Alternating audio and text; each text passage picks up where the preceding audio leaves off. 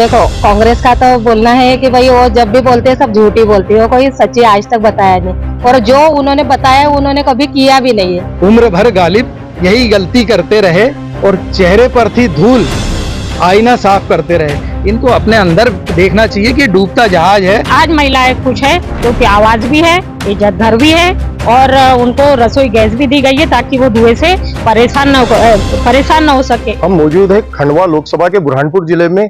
यहाँ पर कांग्रेस और भाजपा में सीधा मुकाबला देख रहा है। जहाँ कांग्रेस से नरेंद्र पटेल चुनाव मैदान में है तो वही भाजपा से ज्ञानेश्वर पाटिल। हमारे साथ कुछ लोग मौजूद हैं, इनसे हम जानते हैं कि क्या चुनाव के मुद्दे हैं इस बार रहने वाले हैं। जी भैया बताइए, कैसा लग रहा है आपको चुनाव में, क्या मुद्दे हैं? देखिए, हमारा तो मुद्दा सिर्फ विकास विकास और विकास है।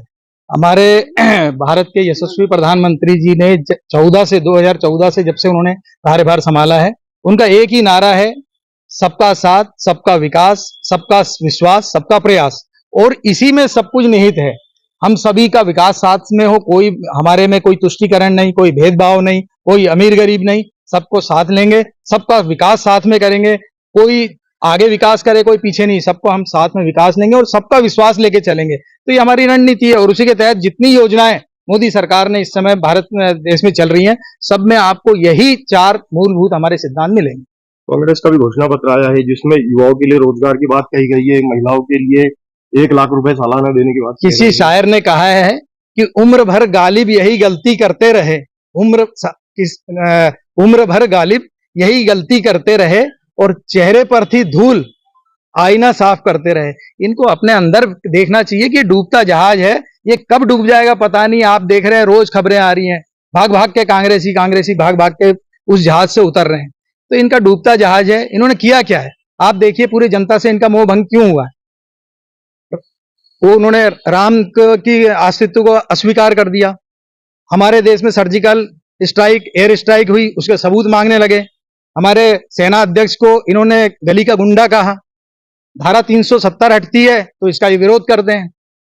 और महिलाओं के लिए अगर क्या नाम है 3 तलाक का कानून आता है, ये विरोध करते हैं। इनको प्रेम है सिर्फ भ्रष्टाचार से, तुष्टीकरण से और परिवारवाद से, और उसी की परिणति है कि आज गर्त में बिल्कुल नीचे जाती जा रही है कांग्रेस। और उसके वो जो जहाज है ना, वो जहाज चरमरा गया और वो पूरा का पूरा डूब जाएगा। और उससे पहले की हरकतें आप देख रहे हो, सारे कांग्रेसी छोड़ छोड़ के जा रहे हैं।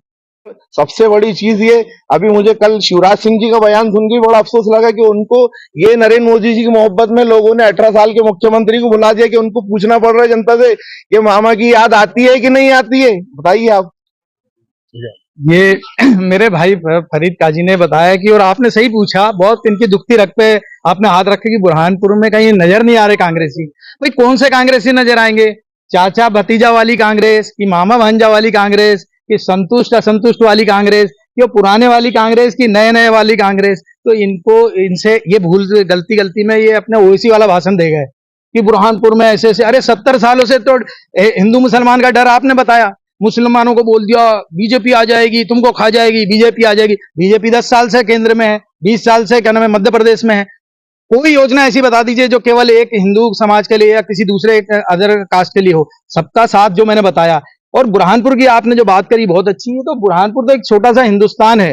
किसी ने कहा है कि एक चेहरा नहीं इंसान पढ़े जाते हैं, एक मजहब नहीं ईमान पढ़े जाते हैं। और ये शहर वो शहर है जहां एक साथ एक जगह गीता और कुरान पढ़े जाते हैं। तो ऐसी गंगो जमुना वाली सरस्वती में ऐसे फितने आ जाते हैं, वो यहाँ का माहौल खराब कर देते हैं। अरे हमारे तो इतना 20 साल से यहाँ पर राज्य की सरकार है, सब कहीं पर बताइए कौन सा यहाँ पर कोई आतंकवादी हमला या कोई इस तरह की चीजें हो रही है? पहले आए दिन यहाँ बम फूट रहे हैं, यहाँ कुछ हो रहा है, यहाँ गोलीबारी हो रही है, बिल्कुल शांति का माहौल है। आप भी उसका हिस्सेदार बनिए। लेकिन ये कांग्रेस क्या करती है, मुसलमान लोगों को भड़काती है कि देखो आप ये देखिए राम मंदिर बन गया, किसने क्या किया? आज सबको वहां गए, जो उसका मेन विपक्ष जिनने जिंदगी भर लड़ाई करते रहे, अंसारी बंधु, वो खुद गए।